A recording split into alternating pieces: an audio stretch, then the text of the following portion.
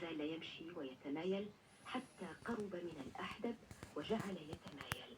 فلاحت منه التفاتة فوجد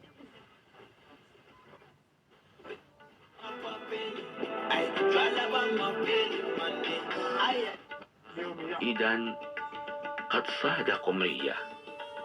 وهي حمامة أي، فجاء ساق حر وهو من يجروا والمطبات الحرجة